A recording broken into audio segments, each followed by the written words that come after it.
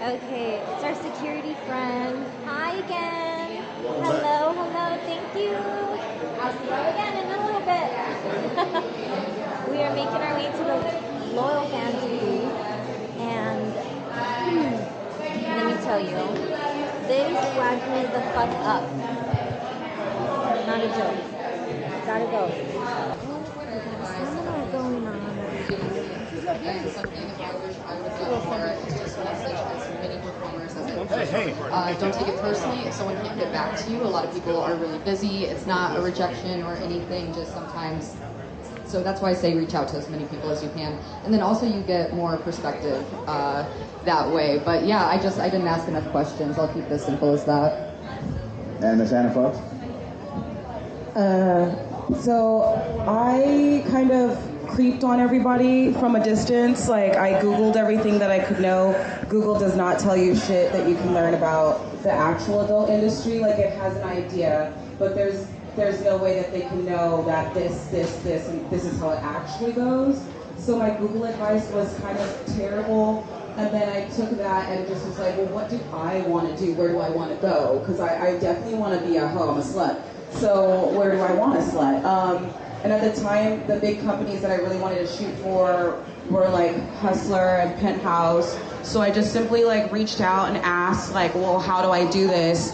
And then my agent that I got after camming for a little bit was like, are you sure you want to do this? We'll put you out there, but you have to be ready, and this is what it requires. So even though you might want to reach out to companies, you also have to make sure that you're ready to do the work that they require. And it was a lot easier to do research on a company versus individuals. And I think that's really how I made my stepping stones, because one thing leads to another. And when you finally do get that first opportunity that you want, you got to make sure that you're the best version of yourself on set, so they're inspired to work with you again. Like, you got to be like a muse for them. So I kind of just was like, well, what can I bring to the table that they don't have? And that was my butthole. So that's it. Bring your butthole to the table. It's a nice butthole. Thank you. It's very nice. Yes. My story is a little bit different, and honestly, I got really lucky. I was living in Florida and working as a traveling fetish model, and would travel to LA a lot, and ended up meeting a photographer who at the time was working for Brazzers. He connected me with Mark Spiegler, who is still my agent to this day, and that is how I got started in porn.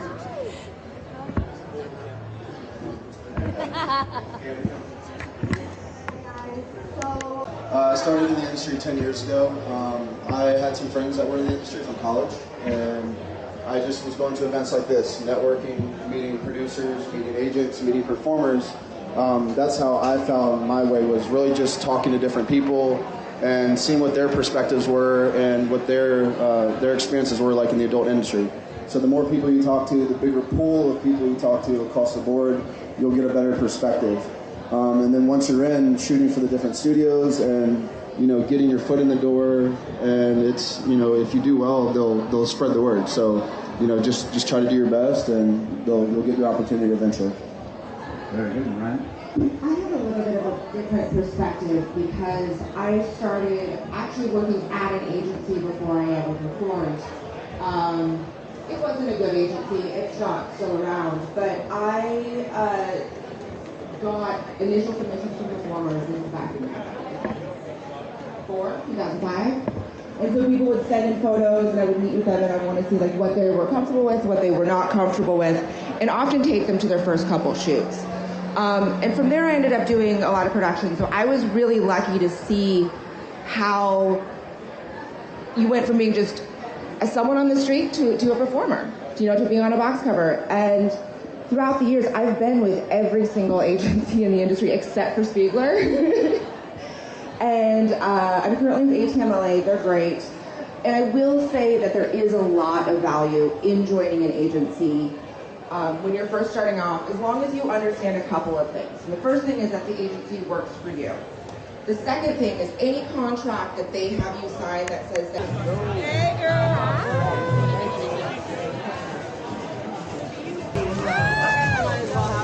Wow! Filling up!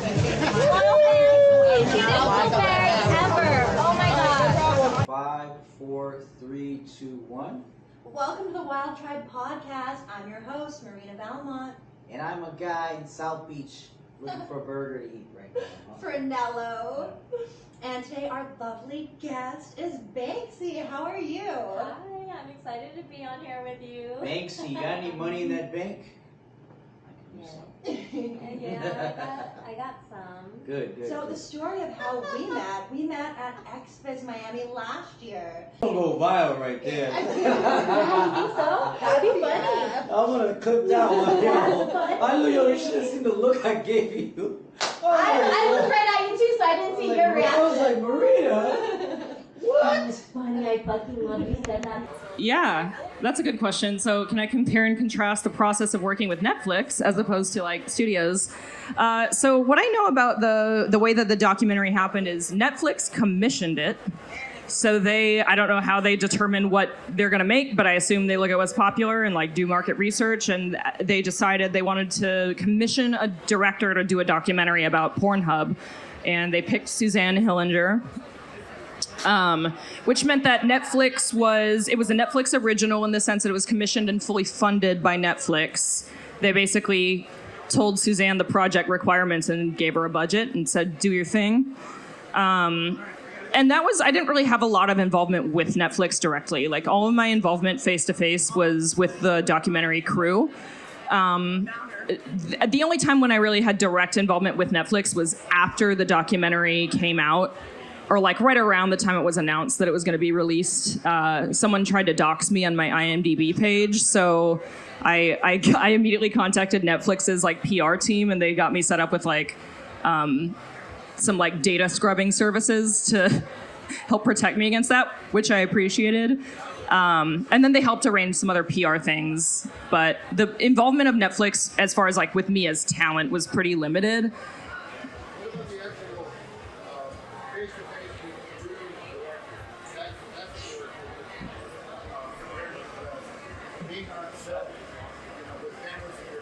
Yeah.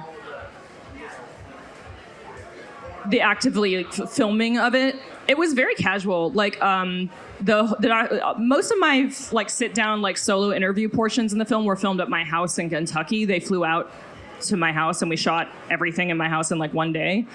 And it felt really informal. I think I was actually sitting on my couch for 5 hours answering their questions, but it felt like time flew by. It felt really casual. Suzanne's a really great interviewer, and she knew what questions to ask to really like get inside the issues that she was trying to address in that film. And she also, I will say that she had ideas for like things that could have been in the documentary that didn't end up working out or making the cut that I would have loved. But I understand why they didn't make the final cut, because they would have made it look like a little more biased toward the porn industry, which they weren't going for that. They wanted it to come across as a little more like balanced, which I think was necessary. Like for it to gain credibility, it had to really like at least give a platform, unfortunately, to Nkosi and Exodus Cry. But the good news is it really did piss off Nkosi. Yes.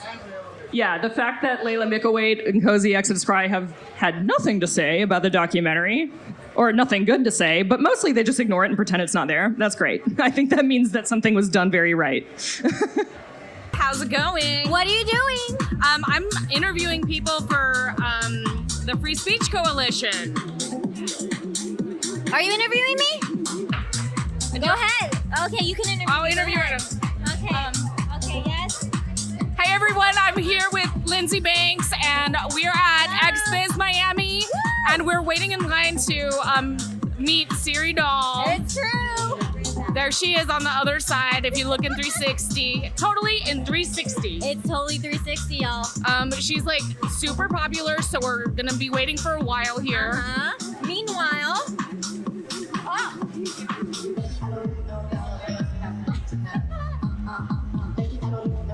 are you interviewing me?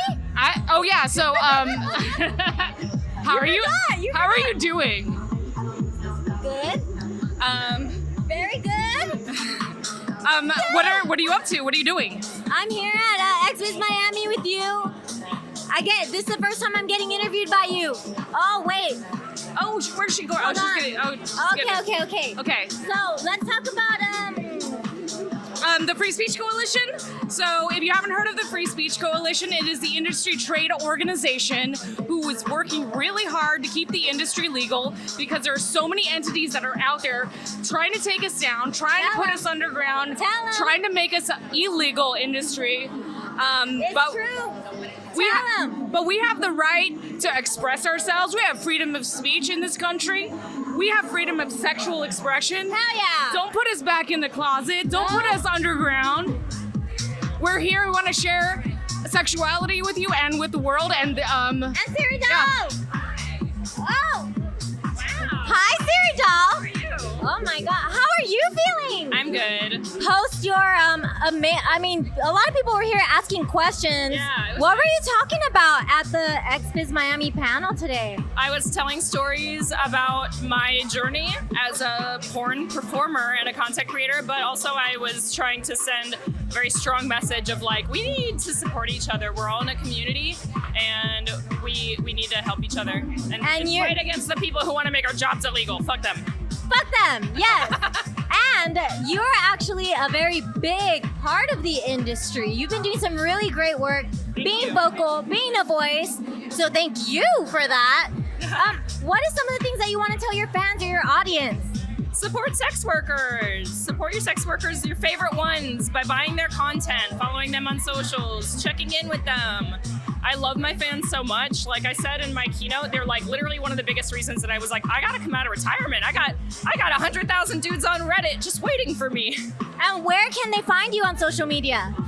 I'm at the Siri Dahl on Twitter and Instagram, and you can find all my websites by just Googling Siri Dahl or going to SiriDahl.com. That's what we're gonna do, and you're gonna do it too. Siri, thank you so much for taking some time to interview with me.